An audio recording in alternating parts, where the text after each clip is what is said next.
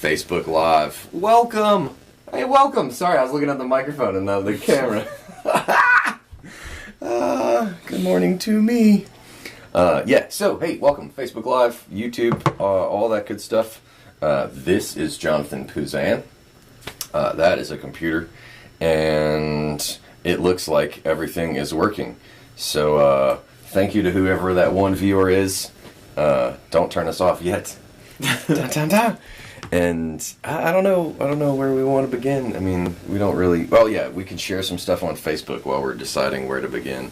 Do you want to share this to your page real quick? While we are waiting on some people to join us. So y'all don't go anywhere. Y'all stick around, join us, hang out for a second. We're going to share some stuff on Facebook. Y'all please take the opportunity, if you're watching, to share this on Facebook. And spread the word. Thanks for joining us for Truth, Love, and Peace. That's what we're doing. That's what we're talking about. We've got Facebook. If you're confused about where we are in my home, in my home studio, which we'll talk about later. But yeah, this is welcome. You talk about it now. Tell them all about it. This you built this studio. You put this together. This is yours, and you guys have done work in here recently. We have. That's as better place than any to start. I just finished. If any of you, as you watch this and view it, my friend Zachary Thomas Diedrich. I just finished his album in the studio. I call it a studio. It's really just a bedroom. It's not even. It's a master bedroom. So I got a bathroom. Makes me legit. And yeah, it's just treated to the approach that I've taken, and I've just been building up equipment and instruments and God knows what for years and years and years.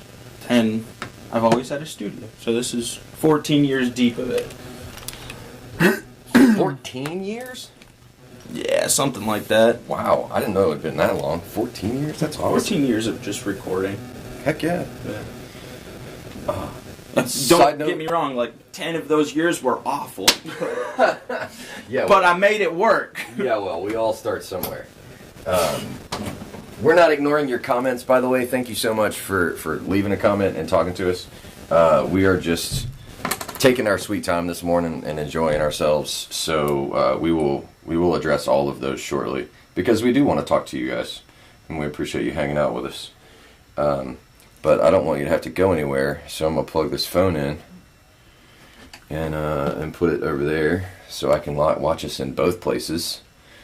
Look, there we are. Clifford Collier, man. Clifford, love you, brother. Hope you're doing well, and thank you so much for tuning in. We got so much to talk about. Okay, so I shared that to one page. Did you find it on Facebook yet? Did you get a chance to share it? No. Shall we dive right in? I guess while we're doing all that. So Diedrich is the only album you've done so far in here. That's nice too, by the way. Who'd you guys get to put all that together? That artwork looks great. Give us the rest of the details. Where can we get it? Just so I can let you know some information, because I don't have all of it. It's okay. You don't have to memorize all of it. You did the mixing and the mastering, or whichever part you did do. I'm sure it was substantial, so you don't have to memorize every bit of it. Yeah. So it's a. Nobody expects you to be superhuman. So this is out of the first 200 copies that have been made, and we did the album pretty quickly, way quicker than I would have liked to, obviously. But so it's recorded all over the place, and including in here, including random single wide trailers to large living rooms throughout southern Alabama and Florida. And which has turned out to be a challenge and a feat, all to say in one. And so yeah, I mixed the thing and I brought it in the studio and I did my work with it and did what I know how to do. And so this is one of the first 200 copies. More to come, but my friend Mr. Zachary Thomas Diedrich, he's a wonderful, freaking awesome country songwriter. And I really I believe in his music and the way he presents it. and the honesty behind it, and so I took on that, and so this is my first like real big project. I can't wait to listen to it. It's good. I'm remastering it though. That's all I'm trying to preface is it'll even sound better the next 200 copies. Next 200 copies. That's great though. It was a real quick month or a real long month, which depending, but there's a lot of work. So listen to it. It only took you a month. If you want it, contact him. So it took you a month? Well, I did it in a month. That's great. Just the first 200. But as I said, I'm remastering it because there's some stuff. I mean, obviously, you take a CD, you sit there and you listen to it and listen to it and listen to it and listen to it and keep going. Yeah. So I've sat there with, everything, all the means that I have learned to hear sound, and I'm essentially reworking frequencies and this and that. All the little things that matter. All those little things that your bones like. Mm-hmm. That's wonderful news, man. So, people want to get it. Zach's information. Yeah, absolutely. Zachary Thomas Diedrich is the guy that you're looking for, and we'll throw some stuff in the links to get everybody caught up there. Daniel Mosley, what's up, Daniel? Hey, you should, if you want, I'll play a song from that album, before we're over with. Or part of a song from the album. It sounds good, I promise. Yeah. I'd love to listen to an excerpt. That'd be really sweet. That's so exciting, man. I'm so happy for you. That ain't nothing too crazy, but that and playing music and just doing it all. I don't know, I guess it's really weird being on live. Why? Because I don't know what to talk about. Oh, no, you'll forget about that momentarily. Okay. I've just been sitting here while you're telling the story about the album, thinking about Zach and whatever that was that just fell behind me. Mm-hmm. And it's a picture. My studio's falling apart, man. Well, that's what happens when I show up. Shit dies. So, just listening to you tell that story and thinking about Zach going from place to place and again showing up with all these different recordings and just going, make me an album. Yeah. Oh, it's because that's so quintessential Zach. He's like, this is how I want to do it, and it's going to be crazy, but it's going to be awesome. Just trust me. Yep, exactly. So I'm looking forward to hearing it. That's great, man. And there's a lot of heart and soul behind it too. That's the coolest part. Like that's why I've like that's me like saying. It was so much fun to mix just because of from hell to high water you wouldn't think, because these are just people you see in your everyday life, and that's and just putting tracks on and making it digital form. You literally go through hell and high water just to get something real. Yeah, and you hear it and you feel it in every recording, and that's for me that's the best way to hear it, and because recording and just your songs are about an experience, and you have to accurately reflect that when you record them. So Zach did a hell of a job at doing that, and I was just the whole time I was just like, we got this. Well, we'll have to get Zach on an episode so we can listen to some full tracks, but yeah. Well, that'd be cool. It'd be awesome. It'd be fucking awesome. If you all want to hear Zach tonight, he's playing with myself and Kevin Swanson at the Point Restaurant in Perdido Key. If y'all want to hear it, judge for yourself, and he'll totally have those albums. Sweet. What time's the show? At the Point? 6 to 9. In Perdido Key, 6 to 9. And for those listening on the replay, it's Wednesday in the middle of January. And it's been every Wednesday for the last... every Wednesday at the Point? You and me and Swanson? Kevin typically, yeah. Kevin Swanson is my other picking partner. Today is the 10th. That's what I was getting at. Yeah. Oh man, that came I know, right? Quickly. I try not to think about it. I saw the Big Lebowski post. So it's the 10th already. I was like, shit! It's already the 10th. Time flies. Oh well, that's what happens in this day and age. I don't listen to nearly as much music anymore, and so I am reconciling in my head the difference between all the music that I used to listen to and how much less music I consume now, which is a good thing, because when I listen to it, it's so much more enjoyable. You know, when you don't have to do it all the time, it goes back to being fun. Yeah, which I've kind of been in the middle of. Exactly. So I've been enjoying a renaissance of my old music collection, which is very nice. But it's coming back around. It always comes back around, and so thinking about you guys being at the point tonight is what made me think of that, because I haven't been getting out much, but I'm starting to get back out and listen to live music again. I feel like my ears are finally back to normal. Yesterday I'm falling asleep and all of a sudden my right ear starts going boo boo boo boo boo boo, like tapping. Like it wasn't my like heartbeat, but it was my like tapping for like straight up. It would do it for a couple seconds, go away, and it. I was like, feels like there's air like blowing out of my. Oh no, that would suck so bad. It's been very interesting. So I'm like going, I'm only on 2 weeks of not consistently. Actually, I'd say like going on a month of not consistently being in a lot. It's just the off season. Yeah, and that's just amazing. Like the aural shift that occurs. It's a very real thing. It's a very real thing. I have gotten so much more used to people speaking. So when speaking through a PA instead of singing through a PA, and so the volume levels, if somebody screams or if somebody has bad mic technique and raises their voice, I am so much more aware of it now. It's one of those first things I hone in on, and I guess because I'm uber critical of myself and my mic technique, but that's something that I think back to listening to like you and Moondog, just when I think of hugely powerful voices.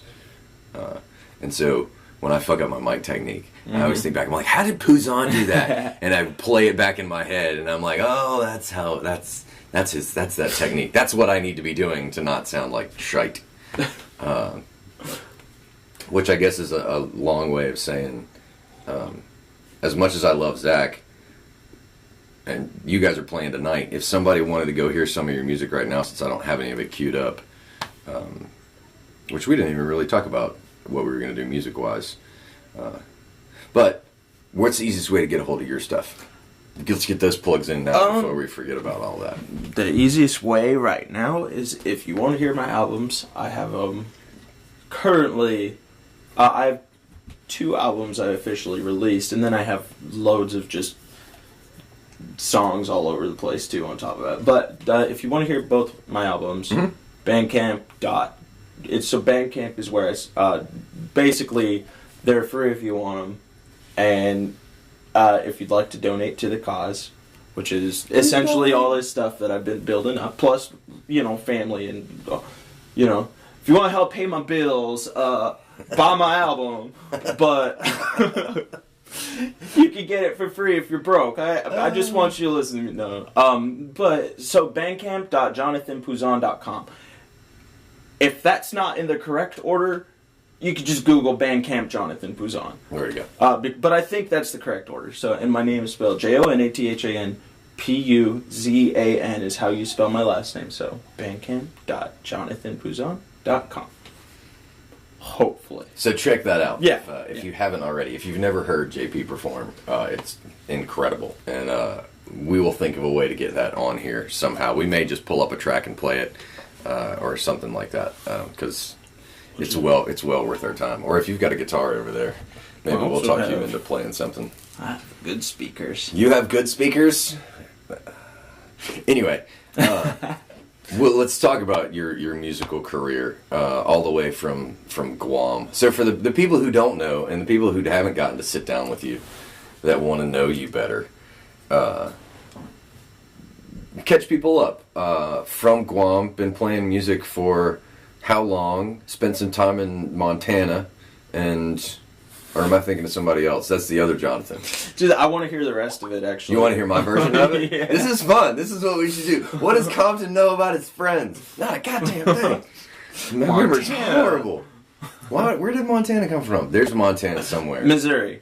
There you go. See? Fucking Midwest. But sorry, y'all. Aww. Sorry, y'all. I'm bad at that. First he tells us he stops listening to music for comedy. No, I'm just joking. I know, I'm right? just joking. And then he forgets what Midwest states are what. And that hilarious. some of them matter more than others. Missouri. Why did I think... Yeah, because it's you and Bogue. You and Bogue are the Missouri cats, right? Dustin Bogue. The Missouri guy. Is Bo from Missouri? Remember. I don't know. I wonder. I haven't had that conversation with him. That's interesting. Anyway, Yeah, I'm yeah, sure yeah. you can definitely do better than I did. I got 3 lines in and fucked it up. So I went to... Do tell. So I was born on the island of Guam, and then I went to Montana to herd cows. Not really. You and Newton, right? Yeah, me and Newton Trev. This could be a really legit story if I get it down. Because I'll buy it. No, I born and raised on Guam.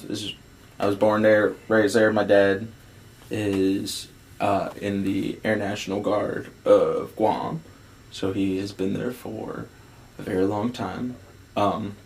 Just because he's state, federal, both. Yeah. So I lived there for 18 years. I moved to Los Angeles, went to audio engineering school. Got really pissed off at Los Angeles because I think that's what a lot of people do. Moved to Missouri, and the whole time played music, most of the time. And I moved to Missouri, got a degree in psychology, worked as a mental health caseworker, and moved down here. Became a sound engineer. Said, wonder what the South is going to be like. Pretty much. And so far so good for the most part. Yeah. And here I am doing this. Who knows? We might be in an RV in Montana herding cows. You could. Soon. You could. It's very much in the likely possibility. Lauren Kay is doing that. She's in Montana herding cows. She is. Oh, RV. I don't know about the RV. Oh. But she's going out to tend a ranch. Oh, I saw her really? recently. Yeah. That's badass. I know, right? That's so cool. If it was in Montana, that'd be a trip. I think it is. Oh my! I think it is. It's somewhere out in the Midwest, and until proven otherwise, I'm going with it because it's the only redemption I've got on confusing you and Newton right now. Damn it! Either way, that's awesome though. To go from just from the music standpoint, to go from playing music to being a producer. Is a very cool thing. I get parts of it. I mean, I get why it was fun for me, but the 2 albums that you do have out, I'm trying to think where a fun place in all of this to start would be. But LA, I want to hear more about LA because I don't think I've heard you, or if I don't remember you talking a lot about LA. So it was a kid turns 18, fresh out of high school, kind of, lived on an island most of my life, and for almost 17 to 18 years. I lived in Japan for a year and a half. Jealous. It was, looking back, I was such a shithead back then that I realized how much I didn't appreciate all the really cool stuff that was already there. Mm-hmm. So yeah, and still being that shithead at 18, I went to Los Angeles thinking I was confident enough to take on LA out of little island Guam, and I did fine, but it just got to the point where it's like everyone's taking on Los Angeles by themselves. It feels like at least in the realm that I lived in, taking the bus to wherever I needed, and and just being in that big city grind that everyone's so constantly pushing they're trying to push and get somewhere, that there's not a whole lot of time for the interactions that you'd think you'd have with people, and there's a lot of sadness there too, which is that it's everywhere. But in a big city like that, it was real easy to find. So I decided to leave, and while I was in LA, I was working at American Apparel. I worked at Buckle, so I was right across the mall from you. Oh, really? There you go. Yeah, exactly. Yeah, that was a real cool place to work at, because just for what it stood for, because it was like American made clothing and fair wages and all that. Yeah, and they're in 2009 they were the only people that I knew were doing that. Do I need to roll back my shitty opinion of American Apparel? Do they do good things? They do. I mean, they mean well. Don't get me wrong. Okay. Yeah. But they're trying. That's good. Yeah. Like it's good to hear that they're trying. Mm-hmm. Hardcore, I don't it's still a brand name. Yeah. Yeah. I'm not a fan of a lot of things on that level. Mm-hmm. So yeah, it's good to hear any good news in that regard. I worked there for, I kind of gotta say, it's okay. Kind of gotta say, they ain't that bad. I stood for something while I worked for it, let's put it that way. Oh, hey man, that's more than I could say about Buckle. The second time I worked at Buckle was pure, unadulterated, I'm here for the discount. Oh man. So the story goes, just in case you're wondering, I have to press that button every 20 or 30 minutes because the camera SD card stops recording for safety reasons. It thinks it's going to melt itself. I don't know. But anyway, when I worked at Buckle for the second time, and I hadn't told this story yet, definitely needs to become a bit. I had just left the casino, and so I went and worked at the store that I knew I could go and work in and build a whole new wardrobe. So you had way more principals at American Apparel than I had at Buckle, because I was literally there just to get a uniform for going back to college. Really? Yeah. So I didn't care what sweatshop those jeans came out of, as long as they made my ass look good. I knew a great deal about denim for that exact reason. That's awesome. Hey, we all wear jeans for the same reason. Well, and especially at that, in that point of stage of life, you don't know what, you don't know shit from Shinola at 18. Yeah. You might, but. Oh, man. Okay, so the first Buckle I worked at was in Eric Erdman. I know that guy. I know, me too. That dude's fucking awesome. We need to talk. It's good to hear from you. So the first time I worked at Buckle, I was in Meridian, Mississippi. I was going to school at the University of West Alabama in Livingston, Alabama. Teeny-tiny podunk towns. Mm-hmm. And Meridian had this mall, and it was... Oh, I've been to Meridian's mall. Woo! Boom! Bonita Lakes was the name of this mall, and I was working at Buckle in Bonita Lakes Mall in Meridian, Mississippi. I didn't know. I was so naive. I didn't know how out of place I was. But something about that fresh denim out of the sweatshops made me feel right at home. That's hilarious. Something about the way it hugged my thighs. It just doesn't sound right when we say it. It's just not cute at all. Two bearded dudes talking. I know. That's funny. Oh man! So at least you had some principals working at American Apparel. Yeah. I was just in it for some threads. Well, I will say, man. So back to LA though. So I also did that. I went to school full time for audio production at the Art Institute of Los Angeles, which was awesome. Mm-hmm. Really awesome program. I mean, obviously very expensive, but needless to say, I was gonna try, and so did a year of it, learned a fair deal, and then made that that pitch over to the Midwest in gay psychology. Where was I going with that? There was something else back. What were you saying? L.A. and yeah, but so working at 18 years old, $9 an hour, paying for an apartment that's $1,600 a month in the middle of Koreatown. Oh, that's ridiculous. It was a one-bedroom apartment that me and my friend had to share, like... Wow. Yeah. And we were like, man, this sucks. Wow.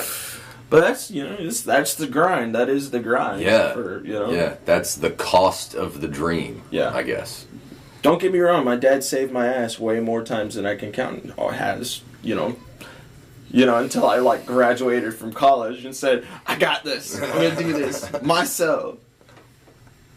So you went from having psychology all around you to only seeing it in textbooks, going from chaotic LA to quote-unquote normal Midwest. Mm-hmm. So is LA the reason you picked psychology? I mean, ultimately, truthfully, yeah. I mean, it's everything.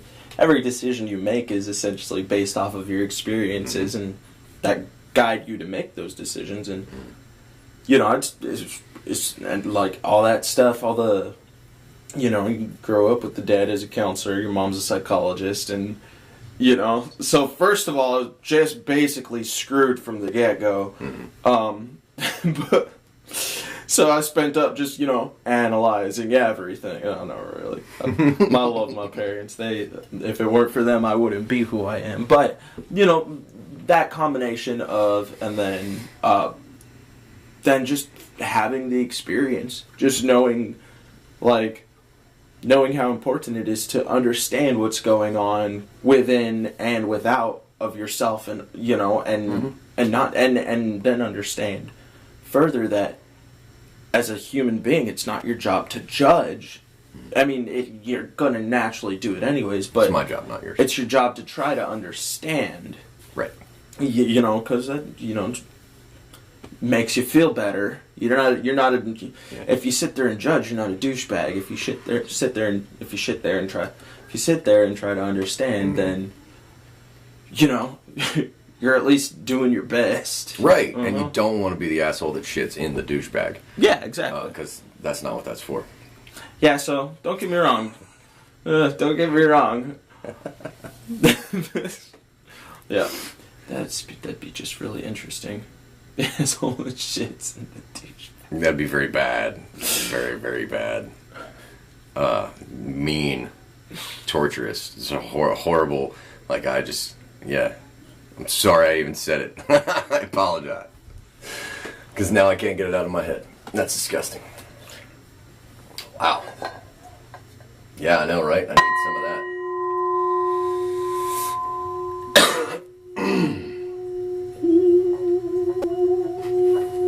JP's singing bowl. We could do a whole segment. I love that thing.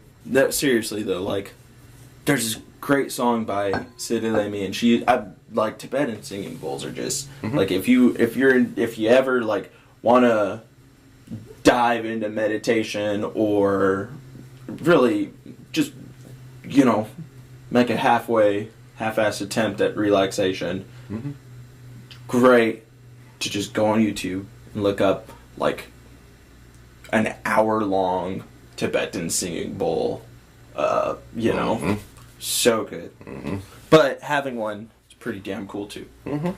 Well, and meditation is really important because I think it gets to the same point that you were talking about earlier. It's a waste of time to be judgmental and to worry about other people without addressing what's going on in your own head first. Mm-hmm. Because that is really where it all comes from. And I've kind of been working on a case study in my own head whereby you can take pretty much everything anybody says and remove everything from the equation and put a mirror in front of them and get a pretty true sense of what's going on in their head.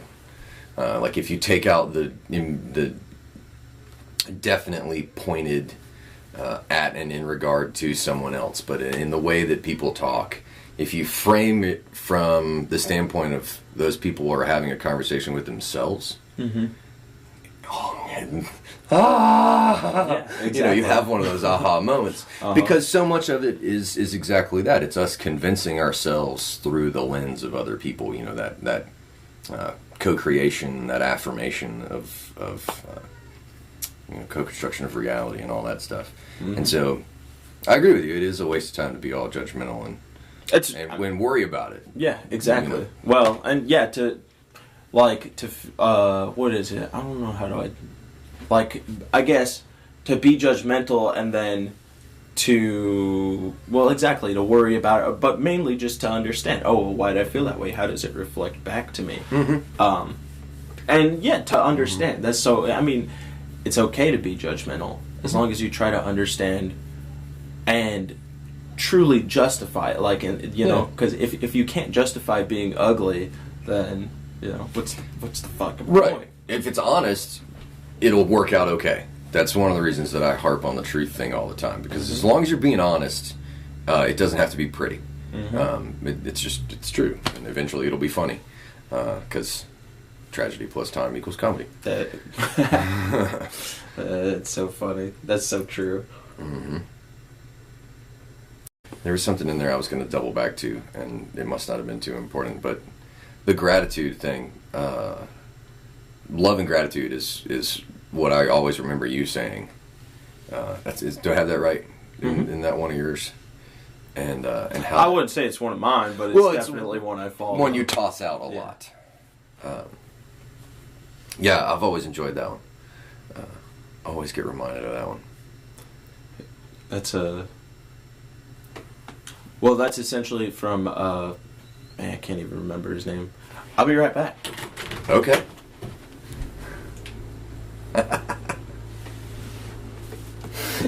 Well, he's working on that. So we will pull up this Facebook and take a moment to check this out. Oh, somebody commented on my dinosaur post. Hey, Dad. Hey, Donald. Crispies. Eric said, thanks for posting. Fan of you both. We love you, Eric. Be rich. Nick, whatever. John's the best writer on the island and maybe the world. Whatever. Yeah, you see that emoji right there? That's a I pooped my pants emoji. We wrote a badass song last night that we did. Good. Yeah, we did. I understand that Nick is doing some research to team up with someone else that's been on the show and is going to bring us some entertainment at some point. Heck yeah. Which should be good. It looks like those are all the comments for now, which is wonderful. Thank you all for chiming in. We appreciate it. Love and gratitude comes from this guy Masaru Secret Emoto. I always thought it was great that his last name was basically emotion. Yeah, exactly. Language. Well, and so a lot of his theories are based off of reactions in water crystals. Yeah. And so what he works with is he actually, he did a lot of research on basically presenting emotion towards waters, towards like plants, or I don't know if he did it towards plants, but he mainly worked with water crystals. And their crystalline form, when presenting emotions, when presenting heat even, so it started with doing like elements, when presenting elements to them, and then also it came down to feelings towards the ice, bringing it, and then he like basically measured their not measured but he photographed their microscopic, zoomed in, and they actually aligned with emotion and heat and feeling like that, if you said I love you to the water of all things, to send the feelings of love towards the water, they actually are beautiful ice crystals. But on the other end of the spectrum, you get just dissymmetry and what's the word? Not like fractals. They're just beautiful or whatever. Fractals, right? Fractals. I think that's fractals have order. I think you're thinking more on the chaos side of dystopian and distorted and non-symmetrical Yeah, are the negative effects. Yeah. The positive effects are symmetry and... Exactly. So so a lot of what he, stood by is to give love and gratitude. And that basically, essentially, created the most beautiful ice crystals. Yeah. And so I try very hard most days, all days, every day, every minute to hold love and gratitude in my heart. Hell yeah. And just have that be who I am as a person. In my music and all of it. Just gotta be thankful. Which is very true. I think that even breaks down to a vibrational level. If you look at it from the standpoint of electromagnetism, which there's sound theory that suggests that electromagnetism has more to do with gravity than mass does, than Newtonian theories of physics. But anyway, there's a lot of stuff in question, and electromagnetism has a lot to do with it. And I think vibration. One of the reasons we're seeing this renaissance in music and art, and I guess you could call it the antithesis of the patriarchy. And the reason we're going away from that is so that we can get more into this era of good music. It's been an era of shitty music for so long. There's been this bad vibe in the air for so long we're finally moving in this direction. We're like, no, we're done with that crap. Like, it's time for some good music again. And even if that's just, people sitting around in drum circles, not necessarily writing great songs, which people definitely are. But just to use that as an analogy, I think that's where we're going. And I think it's because of guys like Emoto that that research is coming out. But that ties back into the Buddhist thing, which also raises the question of, what do you do with all the negative emotion? Is it healthy to live through that? And from the framework of love and gratitude, you can't not experience the negative. You can't. It's impossible. Right. So part of the human experience. So then it becomes a matter of just walking through that experience with a particular mindset. But I wonder how that becomes valuable. Because not everything, especially from a negative standpoint, things that we do in the moment are hard to genuflect on and reflect on. And so how do Absolutely. so how do we take that concept and turn it into real time versus just philosophy? So since you've been studying it for so long, what does it look like in your daily practice to not just walk around and be happy and say love and gratitude all the time, but when you've got negative shit going on and the bills are due and all that good stuff, how does that manifest itself as a philosophy in your life? In my life? Well, there's a lot. Because sometimes it manifests itself, like, unsuccessfully, Sometimes I'm not pleasant. Like I was telling you earlier. So, like, wake up, I'm a bear. Like, rawr. Yeah. Only thing I hate worse than going to bed. It's you can't avoid it, but you can't feel. How do I put it? You can't. I mean, we could sit there through our lives and try to become the best version of ourselves, and you don't. That takes a lifetime, but that also takes. That mentality, I guess you'd say, is to become the best version of yourself, and to be now then you have to say to be the best version of yourself. So, as I said, sometimes I'm not the most pleasant person to be around, and that's the very fine line between I couldn't tell you that I've got it right because I sure as heck don't think I do. But in the moments where you do have it right, what does it look like? It looks beautiful. It's always wonderful. I gotta, yeah.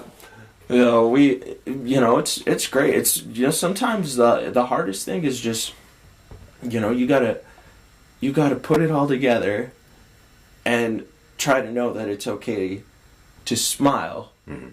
And if you remember to do that, if you remember to share that, then, you know, you could sit there and be grumpy. I mean, you know, Britt knows all about me being grumpy. Mm-hmm. But you can, if you try to, I guess, just approach it in the, I'm not a bad guy, like, I'm not doing anything wrong, because I'm really not. I'm just in a bad mood. Like, and just, it's basically, it's about not feeling guilt for being human. Mm-hmm. And I mean, because most of us aren't horrible, you know, people. We're not like, we're not bad to each other. We don't want to hurt anyone. And like, you know, like, that's just how, you know, we don't want to do that. But sometimes we feel guilt because we're not able to help everyone. Mm-hmm. And so, like, you know, that coming down to it, it's saying, you know, I feel this way as a human being because of my incapabilities, because of the things that I am unable to do. And so I guess the biggest point is, you know, to try to set the goal to do all of that in the most reasonable way possible. You know, and if it comes from, like, you know, you give back to people, mm-hmm. and give back to yourself in kind words and mm-hmm. kind thoughts, and know that you deserve that. I mean, and that's a straight up reflection of my inner, you know, mm-hmm. inner being. But it's also how I choose to live, you know, and I'm happy about it. Good. Yeah, you know? That's all you can do is be happy about it. Well, and it's really important. Like you said, you've had that for a long time, and have sat around with it and have known about just the possibility of that for a long time, and that makes it matter. Because it's education. It's one of the things, my buddy made a good point last night. If I could fix one piece of legislation, if I could do one thing, it would be education. Mm-hmm. You know, find a way to get more of that out there. Because it's true. It's true. It's such an easy thing to carry around with you, with all this information, but we have a hard time accessing it. It's one of the problems with artificial intelligence. You know, I don't know if you are as connected to your phone and Facebook as I am. Do you find yourself on social media and stuff all the time? Not all the time, but really, I try to keep my phone away from me, you know, most hours of the day, so. I imagine it helps when you're trying to connect with other people. Yeah. You know, it's one of my biggest downfalls is that I'm worried too much about fucking social media crap. Mm-hmm. So. That is, it's just, you know, no matter what, I'll get the things I need to, but my priorities are in my family and good and all that stuff. That's awesome. Well, that's awesome. As well it should be. But no, don't get me wrong. Facebook. Let's watch that. Mike sent me this hilarious video the other day. I don't know if you've seen it, but it is so funny. So there's this guy sitting, and so we're both audio engineers. This guy's sitting in the recording. Oh, the girl in the booth? Oh my god! Yeah. Oh yeah, I've seen that. I died. And the dude's like hands at the end of it, and he's just like, "What in the?" I died. That was so funny. Yeah, you just can't. You just can't anymore. I was talking about vocal technique. And that's exactly why. Because, oh man. And that's just the distance somebody's microphone is from their mouth. Let alone people that just suck. Mm-hmm. That was so much, like, I was How many times did you watch it? Probably like, I was driving when I played. So, like, I sat down in the floor, like, I left, we had just played on Monday night, and I opened it up. And I put it down before I left, and I watched the whole video, and I was like, that's so funny, you know? And so I started driving, and I was like, play. I laughed my way to the sports. That's great. That's my new measure is how many times do I watch something when it's funny. And that is a classic though, man, because it's got, for those of you that haven't seen it, it's got the girl's producer or manager or whatever behind him. And so there's this guy bugging him the whole time, sitting over his shoulder while he's basically taking this girl who couldn't even survive at karaoke and making her sound like an angel, a hit songwriter, you know, or a hit, you know. Yeah, that was cool. But it goes to show you, man, and then that brings up the auto-tune and all of the lip-syncing that went... I don't watch all the award shows, but apparently there was one recently. And there was some lip-syncing. Did you hear about any of this? No? Good, you're not connected. I try not to, but good God, come on. Yeah, it's ridiculous. Oh, it was the halftime show for the Bama game. Did you watch the game, football game? Mm-mm. No? I watched... No, you know what? No, I'm not going to high-five you. It was playing on the background while we were playing. Okay, that yeah, I mean, it was there, but I wasn't playing like, ooh. Oh! I just celebrate with them. No, I Cheers! I just don't get as excited about it as I used to. It's fun to watch. It was a really good game. Damn good game. Yeah. It was a overtime damn good game. in a national championship. Like, you can't ask for more than that. They came back like, you know, like no other too. Like, that's awesome. Yeah, that was a good game though. It really was. Yeah, we're both like, we didn't watch it. Yeah, we did. No, I honestly didn't. I didn't see a lick of it. I think I may have seen like 3 minutes worth of replays collectively in the last 2 days. I tried to avoid it. I was enthralled in some YouTube stuff. My nose is constantly buried in ancient aliens, and I know that sounds ridiculous, but wait. The Anunnaki. Right. I was listening to a lecture by him this morning. George, what's his nuts? Sorry, I'm not talking shit, but just so many memes. That dude's so crazy. He's so funny though. He reminds me of someone that got a hold of one good line and just repeats it over and over and over again. Which is really fascinating because he doesn't have a lot to say. He doesn't have a lot to offer on the subject, but he's got that great delivery on that one thing. And so he's a good reporter. But yeah, so I missed the football game altogether. Which was good to hear the replays from people, I guess. But yeah. I didn't feel like I missed too much. No, it was other than the OT stuff and the second half. But I kept thinking about it the whole time from the bookie standpoint. Like, who's making money off of this? Like, in as set up and as contrived as the world has become, how much of that was a really good football game? And how much of it was, hypothetically, before anybody sends me shitty emails, I just won't say any names, but somebody taking a dive, like somebody set that up to get paid off? You know, with as often as crap like that happens, the whole time I'm sitting there, I see updates on Facebook every once in a while, and I'm like, oh, somebody got paid for that. You know, people start complaining about the refs. That's a really interesting theory, like the dive that you can take. But I wonder though, in football it seems a little less realistic, just because of how many people are involved. But you never know.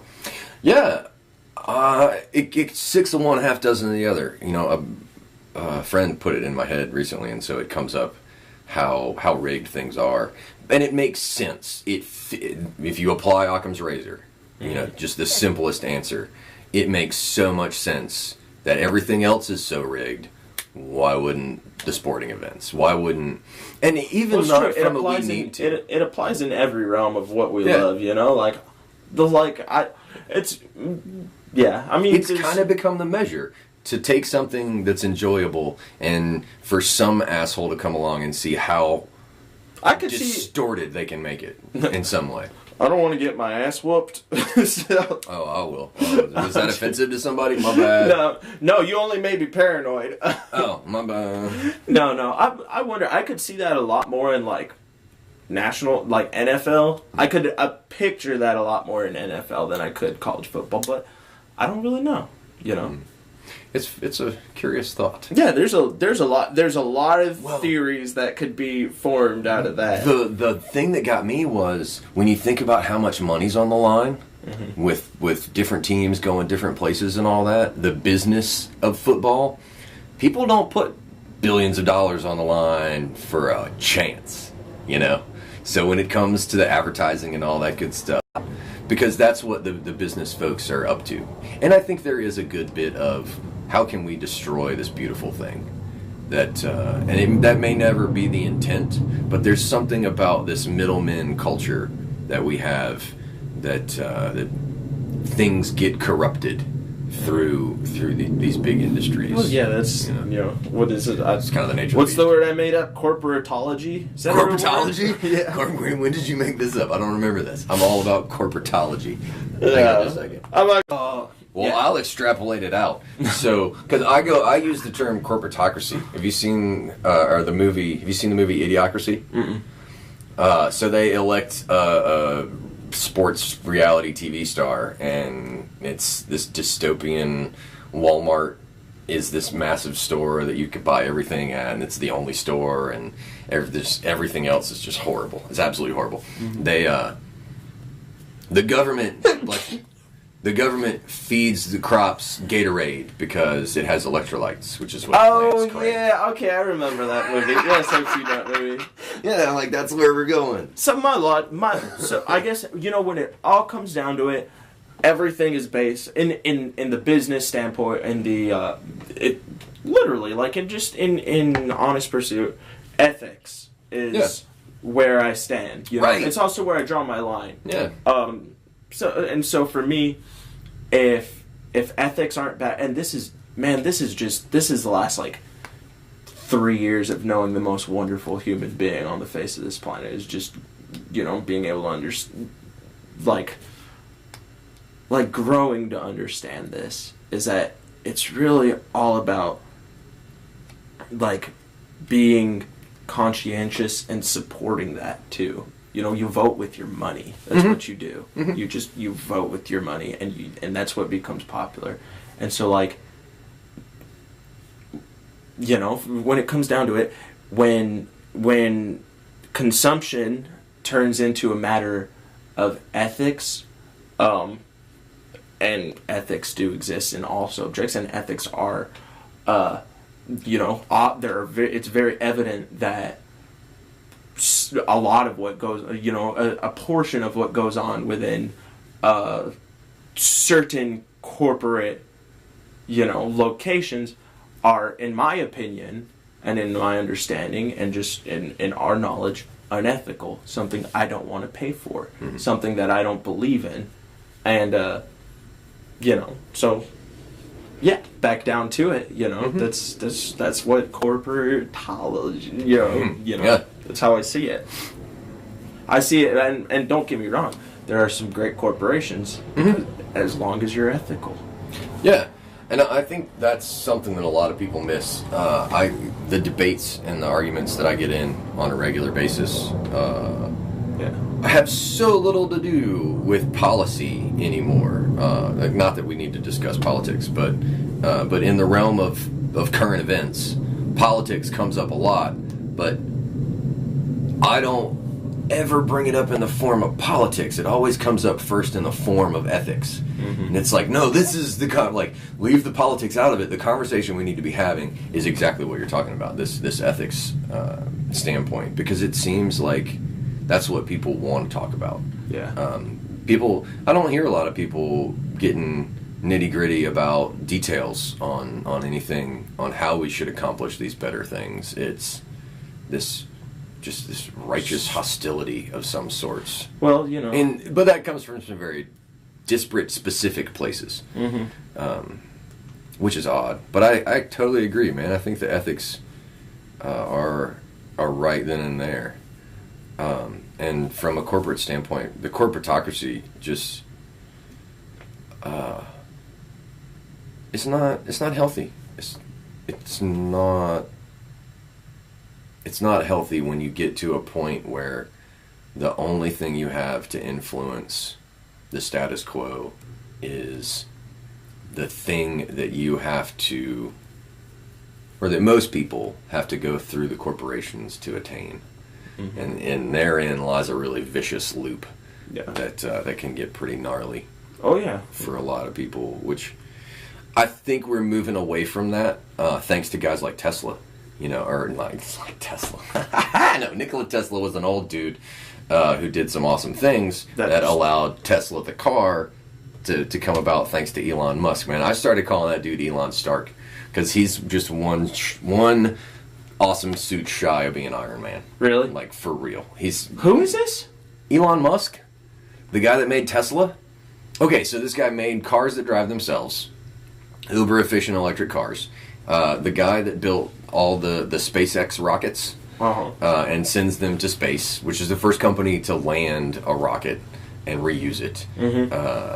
And then he's built a company called he's got a GoFundMe that's raised $300,000 to dig tunnels, and he wants to develop these hyperloop supersonic. I say supersonic. I have no idea exactly how fast, but transport pods. Yeah, pretty much. No way! For cars. So your car drops down into these tunnels, and they take you wherever you want to go across town. But the Hyperloop is an underground thing. So anyway, this guy, it's badass, right? And he invented PayPal, or was involved in PayPal, and so that's where he got all his money. He's the modern day Tony Stark, like real, as close as you could get to a modern day tech mogul, I guess would be a good way to say it. But what he's involved in some artificial intelligence stuff. He's involved in some the self-driving cars and the trucks. That's going to be huge. And one of the reasons to get back to ethics is that we are staring down the barrel of when trucks are no longer need humans, and once we get to the point where we can mechanize and start taking over via artificial intelligence a lot of people's jobs, it won't be a matter of we should let these people keep their job. It's a matter of who can do it better, the machine or the person. And when the machines do it better than the people do, there's no real argument for the people to keep their jobs, which raises the questions of ethics and what are we really here to do? Is it ethical for us to just well, exactly, like some of the greatest minds are the most progressive minds. Some of the most progressive minds are some of the richest people, and in that way, and that's puts all us normal people at a pretty hard place, Well, that gets back to universal basic income. I think that's one of the directions that we're headed. Universal income. Yeah. You familiar with that? Universal basic income? So the idea is that governments will not write people checks and hand them a bunch of cash, but the models that have worked in other countries are these voucher systems, where the government plays a much smaller role, and instead of sending people cash for welfare or something like that, they basically subsidize everybody off the good of the country. So the country makes a ton of money. The government sends you enough money to pay your rent. It's all still there. But yeah, so the government will send you enough money to pay your rent, to buy some food. Like $12,000 a year is what it comes up to. Basically enough to cover your bill, like low end bills, so you can live, which is the first step. But that's the first step towards Gene Roddenberry's Star Trek, where everybody works and lives for the same thing, and exactly, it's very ecumenical. And, Star Trek! I know that dude was awesome. Do you think Gene had aliens telling him what it was like, and he was just copying it down, or did he just make all that up? I mean, either that or he smokes really good stuff. I mean, I heard about a guy taking not really 40 grams of mushrooms. I've been listening to this guy talk. He's up to 40 grams of psilocybin, which is unbelievable. For those of you who don't know, the heroic dose, Terrence McKenna called 5 grams. It'll twist your brain. It'll make you question your perspective. 40 grams and does this not regularly, but like once or twice a year. Yeah, what? 40 grams. How's his liver feel? Fine. There's no limit to psilocybin. It won't kill you. It's one of the. What's up, Justin? Which one? Phobes. Hey, Phobes! Yeah, so psilocybin's one of the. It won't kill you. Amazingly enough. I did not. That's pretty crazy, actually. Which I think is a good thing. But that gets us to ethics. Do you need... I need to pee. Yeah, okay, go ahead. We're going to take a look at these comments. Right. I've always wanted to do that. So, while JP is taking a break, we're going to pull up these comments. Phobes, I told you I was in, right? Yes. Yes, you did. Yes. Let me make sure this doesn't make a big noise. And I want to find that guy's name for everybody that I keep talking about, whose name I can't remember, that did the 40 grams of mushrooms. He's a really neat guy. And if you are into psilocybin and psychotropics, Kalindi IEI. Chlamydia what? Yeah, chlamydia. Kalindi Lai is his name. And he's this martial artist from Africa and takes these ridiculous high doses of psilocybin. That's him right there. He's a neat dude. Whoa. Mm-hmm. I was just about to pull this up and see if there are more comments for us. Darren Puzan. Oh, hey. That's my brother, or my cousin. Chris, Daniel, Clifford Collier. So good to talk to y'all. Some water or anything? No, I'm good. Okay. I'm good. Yeah, so this guy, like I was talking about, this guy doing these 30, 40 gram doses of psilocybin is absolutely amazing, fascinating to listen to people like that talk, because the experiences that come out of something like that they push the limits of what we can know, or what we think we can know. I was just talking to myself about what massive doses of psilocybin and other drugs. That's part of my new mentality, is the exploring this phenomenon of mind-altering substances are most effective when taken in massive doses for very short periods of time. You know, like microdosing is one end of the extreme spectrum that has specific results and benefits, whereas the other end is doing like this guy does, taking 30 grams at a time, but you don't do it but once, a couple of years or once a lifetime. It's like a near-death experience. Not the kind of thing you would advocate for most people, but very healthy.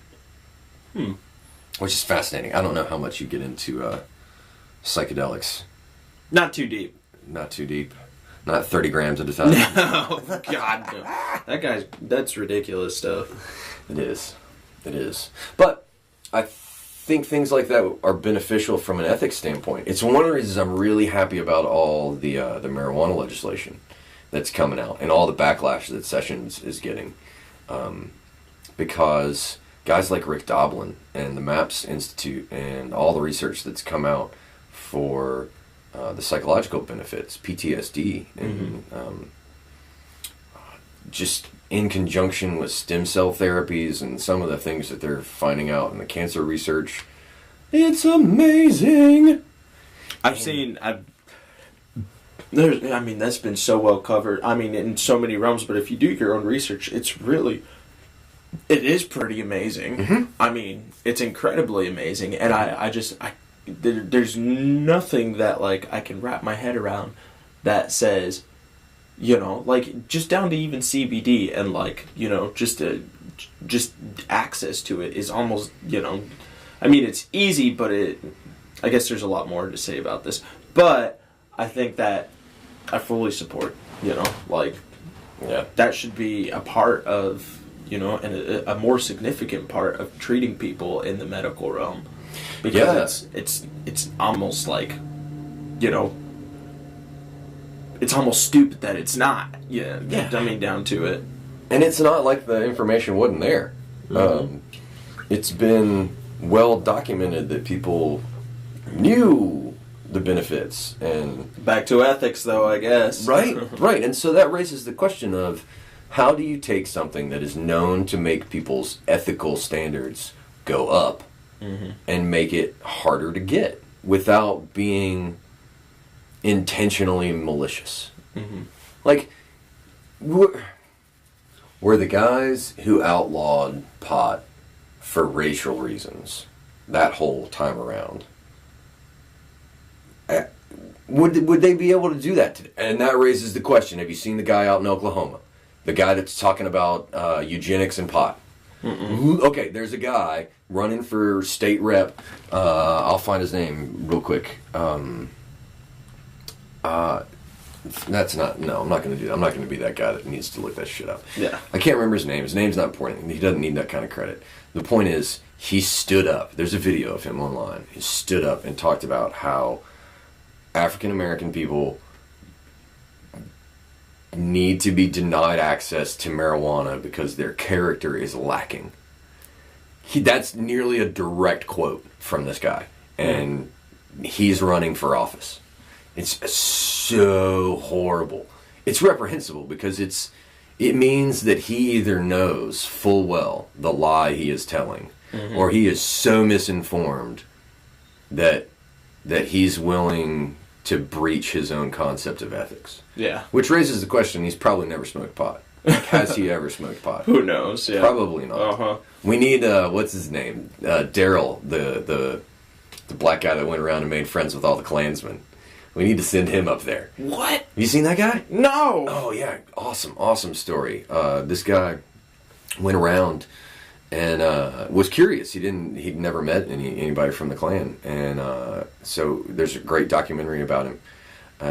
He went and just talked to these people and said, "Hey, man, my name's Daryl. What's going on?"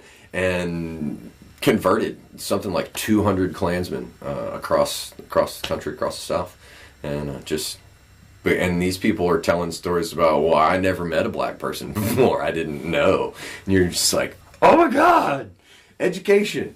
Like, how is the education not there? Well, but that goes back to the ethics too. You know, there's only so much education you need if you've got the right ethical framework, I think. Yeah, that's wild to think. It's really wild to think. It's perplexing. It's terrifying. On one hand, but the guy that so obviously is wrong from an ethical standpoint of outlawing marijuana based on these racial eugenic arguments, that's how depraved and horrible it's gotten. And I don't know, without being uber judgmental, and aside from the obvious lack of ethics, do you see anything that we could do behaviorally? Is there anything we can do? That's kind of a cheap, cheesy question. It's not really important, but how's it affecting your daily life now that ethics are more publicly aired? I mean, I'll lay the framework for you. It's become, it's very divisive to have so many hot button topics so readily tossed about, and like I was saying earlier, take the politics out and just looking at it from an ethics standpoint. I've had a lot of arguments with people just about standards of communication and respect and honesty, and how that it's when honesty comes into question, that calls into question trust. And so this is this domino effect that ethics takes into consideration that has made being in some public places really tricky for me. I got in an argument with a guy unintentionally, and it almost got really bad just because somebody got their feelings hurt over something that was, somebody got mad for being called a liar. And when they were proven to be a liar, they got really mad. Mm-hmm. And probably not the place to be calling people liars, and I'm sure I'm culpable for stirring that pot a little bit. But at the same time, that's an ethics issue. Like, you can't beat people up because you're an asshole. Like, that's not justification for anything. That's the truth. And so it's gotten really tricky. It's gotten really tricky that a lot of people are really worked up about a lot of things. And so from an ethics standpoint, how do we bring that back to love and gratitude? Like, how do we impose more love and gratitude on the compromised ethics that a lot of our culture is suffering through? If you could give anybody some 2 cents. I mean, right back to it. Yeah. Don't, like, no matter what, and they teach this in, if you want to take it to religion, you can take it to religion. Yeah, sure. If you want to take it, but there's a grand scope of what they teach, and religion, spirituality,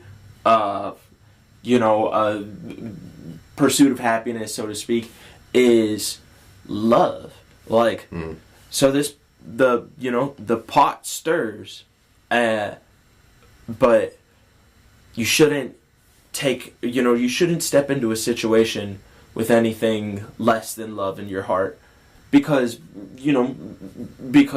I don't know how to put it, but if you want to call it the misguided, why wouldn't you love the misguided? They need love the most, That's a great quote. And that's what it's all about. I mean, Yeah. so Because it's impossible. I think there's the reason that we should try our hardest to love the unlovable is because no one else will.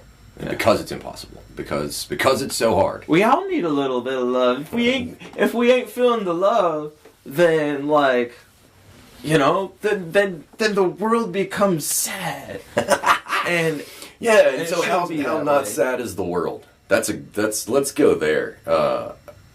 How many things are we curing? CRISPR, gene therapy. Like, have you seen some of this stuff? Mm-hmm. It's amazing. Gene therapy? Yeah, we're doing amazing things. As horrible as the news tells you things are, this is the bright side segment of the show, where we talk about how awesome things are. And the kid that's cleaning up the oceans nearly single-handedly, like these massive projects to get all the plastic out of the oceans, which are really, really neat. That's very cool. Yeah. You need to send me your website. Oh, yeah. Oh, the website, truthloveandpeace.com. Check it out. You share these all on a blog. Here's information that you could find value in. Oh, the first one everybody needs to know about is the weekly science report that Graham Hancock does. I don't know if you look into that, but that's the one. That's the only one I'm prescribed to on Facebook. That's a good one. That's a real good one to keep up with all the what's goings on. I'm trying to think where else I would refer people. Well, where else do you look? You said that's the one that you're prescribed to. But when I look for Brightside information, there's a great Facebook page called Brightside that's good at putting out positive news. Cool. But the other positive stuff, we live in an age where it's safer to be a human now than most points in history. Violence is really, really low. The atrocities of the world are way less than they have been. In the grand scheme of human history, yeah. Absolutely. Yeah. There's still some horrible shit going on. Yeah. But comparatively, how efficiently we are starting to right those wrongs. Yeah. And how we're getting into ethics. Yeah. And then that's one of the things that brings us back to one of the reasons we've waited so long to do this portion of the house cleaning, I think, is because it's uncomfortable and because it's not fun. And so we're finally doing that. But hopefully, with a little bit of love and gratitude to guide the way, we'll all be a little better off. I see you peeking out the door. We have pushed this to about 75 minutes. Hot dog. Which I'm happy to keep going, but I think we can put a pin in it and call it round 2. Deal. And come back and talk about religion and Buddhism and values and how all of those things are important. But yeah, let's do all the plugs. Let's do what? You want? I want you if anyone's tuned in, is anyone tuned in? Yeah, there are a couple people still there.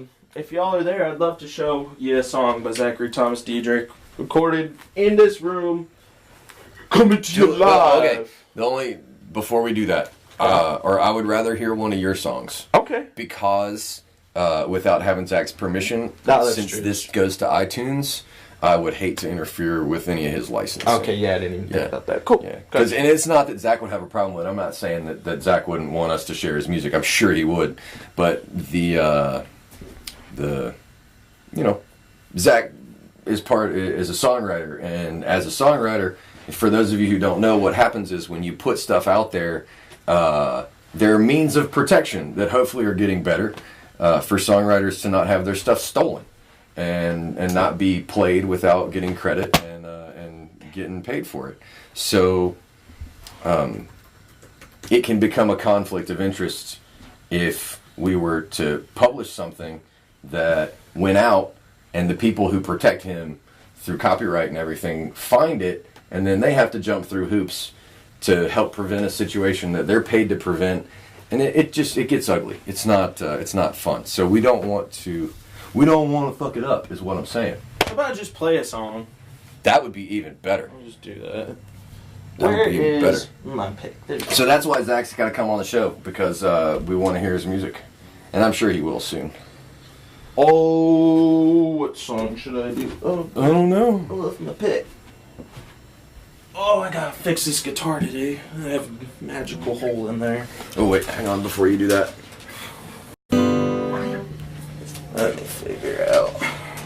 Okay. Should I jinx this? Only if you want to. No. No, I'm just making sure camera's up and running.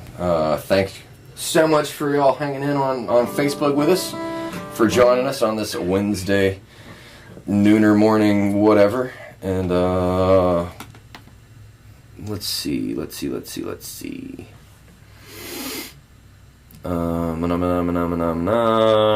Before you Phenomena. No, I wish I had my drum and I'd play that. That's one of my favorite songs. Phenomena.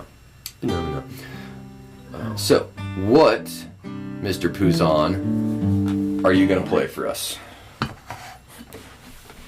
Well, Think about it. let me do this song. This is so you sit there and this is a song called Criminal. It's a brand new song. Ooh.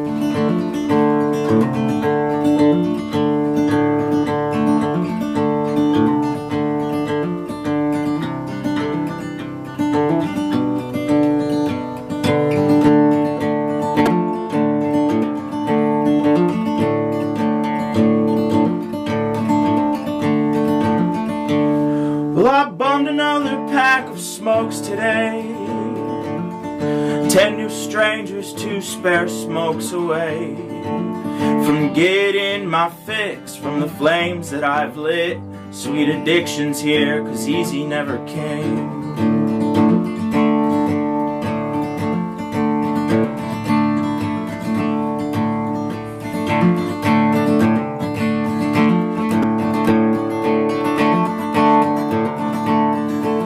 Now money's hard and gold just melts away, but the silver lining gives a dog its day.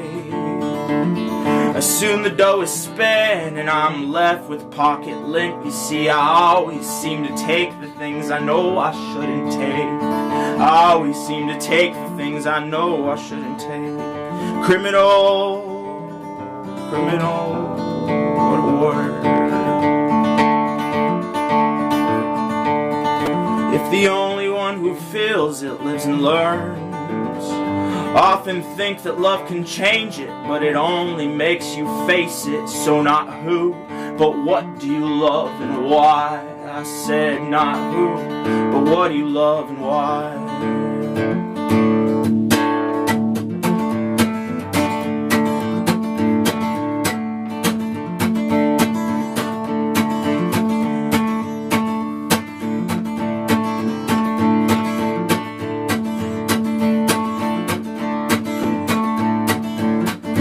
Another pack of cigarettes down, complimented remnants of a night out on the town. I should probably take the high road, but I sure enjoy the social, so I'll bum another pack of smokes and hope it doesn't count.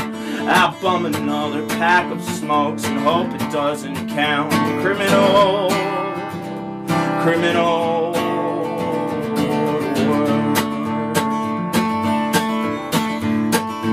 if the only one who feels it lives and learns, often think that love can change it, but it only makes you face it. So not who, but what do you love and why? I said not who, but what do you love and why?